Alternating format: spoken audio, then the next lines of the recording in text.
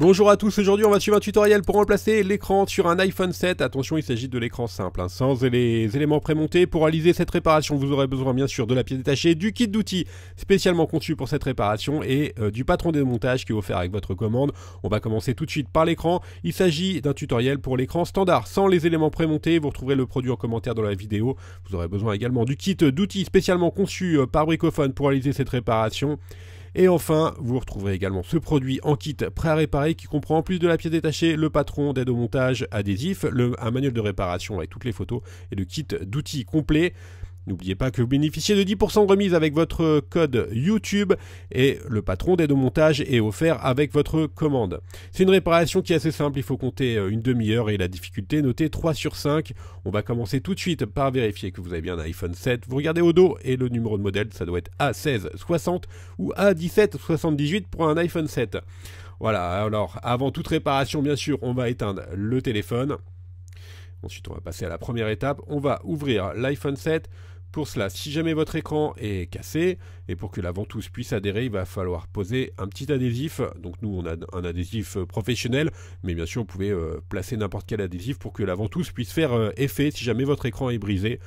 On va commencer par enlever les deux vis Pentalobe qui sont notées A1 et A2 sur le patron d'aide au montage. Donc jusque-là, aucun changement. Et ensuite, on va avoir deux méthodes pour ouvrir l'iPhone 7. La première méthode, c'est plutôt destinée aux professionnels. Il s'agit d'utiliser une pince double ventouse et on va simplement utiliser l'Islac jusqu'à l'apparition d'un petit jour. Et dès que le jour est créé, on passe un levier en nylon et ensuite on va pouvoir procéder à l'ouverture. Ça, c'est plutôt réservé pour les pros, parce qu'il faut acheter la pince double ventouse. Ensuite, on insère un médiator.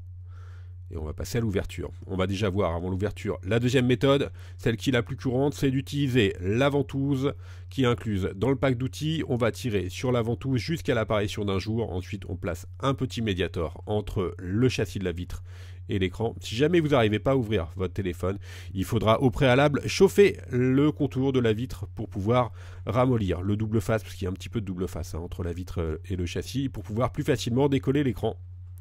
Ensuite, une fois qu'on a placé le médiator entre la vitre et le châssis, on n'a plus qu'à faire tout le contour avec un médiator. Attention, on s'arrête sur la partie qui est en haut à gauche, vous avez vu. Vous ne pouvez pas aller plus loin avec le médiator. Et une fois que vous avez décollé la partie gauche, on s'attaque bien sûr à la partie droite avec le deuxième médiator qui est inclus dans le pack. Et simplement, on va décoller l'écran comme cela. Attention, on fait attention à ce niveau-là à droite, car il y a des nappes, donc il ne faut pas rentrer le médiator trop loin. Allez, jusqu'à 1 cm, ça va. Une fois que vous avez bien décollé toute la partie droite, la partie gauche de l'écran et la partie basse, on va tirer l'écran vers le bas pour le déclipser. Et ensuite, petite nouveauté par rapport à la série des 5 et des 6, le téléphone, il s'ouvre comme un livre. Voilà, donc faites surtout bien attention à cet élément-là. Voilà, vous avez vu, les nappes relient l'écran sur le côté droit. On va passer à la deuxième étape, on va déconnecter le bloc écran. Petite nouveauté également sur l'iPhone 7, on utilise des vis Tri-Wing de taille 0,6. Donc voilà, c'est un nouveau tournevis qui est utilisé pour l'iPhone 7. Donc on va enlever les 4 vis Tri-Wing qui supportent la plaquette qui maintient les nappes de l'écran. Et ensuite, on retire la plaquette métallique qui est notée dièse 1. Sur le patron d'aide au montage. On va ensuite déconnecter la nappe du LCD. Et ensuite, la nappe qui est juste en dessous, c'est celle de la rallonge de la nappe Home. Voilà, on a déconnecté les deux nappes. L'écran, il est toujours relié en haut, au niveau de la nappe FaceTime. Donc on va enlever les vis notées F1 et F2. Ce sont des vis cruciformes. Et ensuite, on enlève la plaquette qui est notée dièse 2 à l'aide de la pincette, qui est également bien sûr incluse dans le pack d'outils. Et on n'a plus qu'à déconnecter la nappe de la caméra avant, la nappe FaceTime. Voilà, maintenant on peut mettre notre écran de côté. On va s'intéresser bien sûr à la partie écran. On va donc passer à l'étape 3. On va devoir récupérer tous les éléments pour les monter sur notre nouvel écran. Donc on enlève toutes les vis cruciformes qui sont notées de C1 à C6 et qui maintiennent l'écouteur de l'oreille qui fait également office de haut-parleur. C'est une nouveauté sur l'iPhone 7 par rapport à l'iPhone 6. on enlève la petite plaquette métallique qui maintient le haut-parleur, qui est noté dièse 5. On va déplier la nappe de la caméra avant sur la gauche pour laisser apparaître l'écouteur de l'oreille qui fait également office, donc comme je vous le disais, de haut-parleur et qui est noté dièse 6. Ça permet d'avoir du son stéréo sur l'iPhone 7. Maintenant, on va décoller délicatement le capteur de proximité et de luminosité. Vous voyez, hop. C'est très simple, hein, et c'est pas collé très fortement. Et ensuite, on va faire de même pour les 4 petits points que vous voyez en cuivre qui font office de contact pour l'écouteur, qui sont également collés sur notre écran d'origine. Donc on va les décoller à l'aide de la pincette. Attention, on ne tire pas trop dessus, hein. On le décolle en passant en dessous avec la pincette. Et il ne reste plus que le micro d'ambiance qui est de couleur cuivre, encore une fois or, que l'on devra décoller également. Là vraiment on voit bien. Voilà, ça c'est le micro d'ambiance qui est notamment utilisé par Siri. Et on a enlevé la nappe de la caméra FaceTime qui est notée dièse 7. On n'a plus qu'à enlever le support, l'élément dièse 9, qu'on devra récupérer pour repositionner sur notre écran nu. C'est une petite grille, hein, pour l'écouteur de l'oreille. Maintenant, on va devoir enlever les 2 clips en caoutchouc avec la pincette. Voilà, ça, c'est ce qui permet de maintenir les capteurs de proximité et luminosité. Et on va faire de même pour le support de la caméra avant. Alors attention, les écrans peuvent être vendus avec ces 2 supports-là, ça dépend des écrans. Donc, si vous les avez sur votre écran d'origine, ce n'est pas la peine de le remettre. Et là également, c'est important, on a un petit filtre qui qui va venir obscurcir le capteur de luminosité, qu'on va devoir remettre sur son emplacement d'origine. On enlève ensuite, on va s'intéresser à la partie basse et on retrouve nos vis Tri-Wing. On enlève toutes les vis qui sont notées de D1 à D4. Alors les vis Tri-Wing, c'est un format très particulier, hein. Surtout elles sont vraiment très petites, donc c'est un vis que vous aurez du mal à trouver à part dans les kits d'outils. On enlève les éléments notés dièse 3. Maintenant on va déconnecter la nappe Home à l'aide du levier en nylon. Voilà, vous avez vu, on a bien déconnecté la nappe Home qui est en bas. Et on va décoller. Nous on le fait avec un cutter, vous pouvez également le faire avec la pincette. La nappe Home de l'iPhone 7. Et le bouton Home, il passe tout simplement ensuite dans l'écran. Alors c'est très important de conserver son bouton Home d'origine, comme sur l'iPhone 5S et la série des 6, le bouton Home étant synchronisé avec votre iPhone de départ. On enlève les vis qui font les vis Tri-Wing qui sont sur le contour du téléphone et qui maintiennent la plaquette métallique.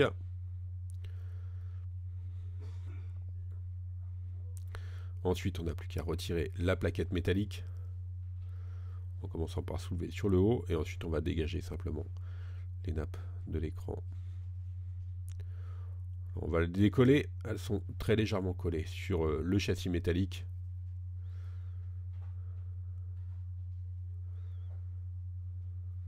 Voilà pour la plaquette de l'écran. Et bien on a fini la partie démontage, on va passer à la partie remontage. On va bien sûr repositionner tous les éléments que l'on a enlevés durant le démontage.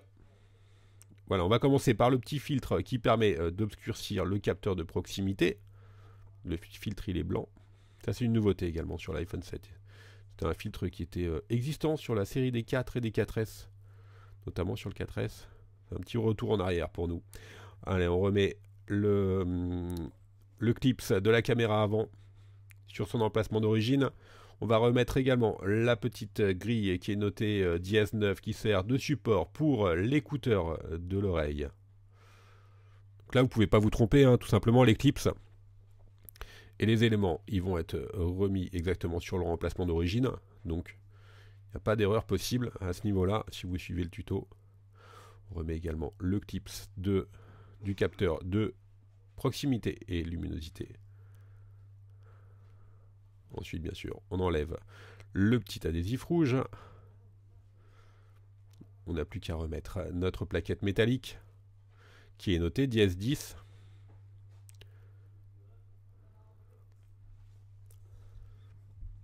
Et maintenant, bien sûr, on va refixer la plaquette métallique avec les vis Tri-Wing qui sont notées de E1 à E6.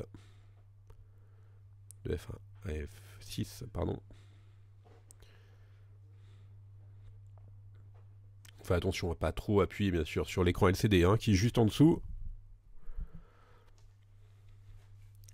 On va s'intéresser à la partie haute de l'écran. On va repositionner nos différents capteurs et la nappe de la caméra avant. On commence par remettre les 4 petits contacts de l'écouteur de l'oreille. Ensuite, on va repositionner les capteurs de proximité et luminosité dans leur emplacement d'origine. Voilà pour le proximité, luminosité. Donc là, vraiment, vous devez bien le positionner. Il n'y a rien qui doit dépasser, sinon c'est que les capteurs ils sont tout simplement mal positionnés et après vous allez avoir des problèmes au remontage. On remet l'écouteur de l'oreille qui fait également office de parleur qui est noté dièse 6. On a replié la nappe de la caméra avant sur la droite. Et maintenant, on n'a plus qu'à repositionner la petite grille, la petite plaquette qui va maintenir le tout et qui est maintenue par les 6 vis cruciformes notés de C1 à C6. Alors vous voyez, par rapport à l'iPhone 6, grosso modo, c'est à peu près la même méthode. Bien sûr, il y a quelques petites différences, notamment l'utilisation des vis Tri-Wing et la nappe Home qui est forcément différente, étant donné qu'on n'a plus de boutons physiques aujourd'hui sur l'iPhone 7. Et également au niveau des capteurs, on a quelques petites différences. Et les nappes de l'écran ne sont pas positionnées de la même façon. On va s'intéresser maintenant à la partie du bouton Home. Vous voyez, on a 2 petits caoutchoucs qui étaient sur les vis, en bas, là où on va visser les vis Pentalobe, pardon. Alors, on doit remettre ces 2 petits éléments en caoutchouc qui vont permettre de maintenir correctement l'écran. Alors, sur l'iPhone 6, sur certaines séries, ces éléments en caoutchouc étaient existants et sur d'autres non. Donc si vous ne les avez pas, c'est peut-être normal sur l'iPhone 7. Nous, dans les premières séries d'iPhone 6, on en avait et ensuite ces éléments en caoutchouc ont disparu. Donc si vous n'en avez pas sur votre écran, c'est normal. C'est un changement de série. C'est arrivé sur le 6, mais si vous les avez, les deux petits joints en caoutchouc, il faudra surtout les remettre parce que sinon votre écran il va pas adhérer correctement ensuite. On repasse le bouton Home dans son emplacement en le remettant par l'avant. Ça c'est une petite nouveauté aussi par rapport à l'iPhone 6 et la série des 5 également. On va remettre la nappe Home que l'on va bien sûr reclipser. Comme je vous le disais tout à l'heure, la nappe Home elle est propriétaire à l'iPhone 7. C'est-à-dire que si vous la changez, vous allez perdre la fonction reconnaissance d'empreinte digitale Touch ID. Ensuite, on remet la plaquette qui maintient le tout et que l'on va refixer avec les vis Tri-Wing qui sont notées de D1 à D4.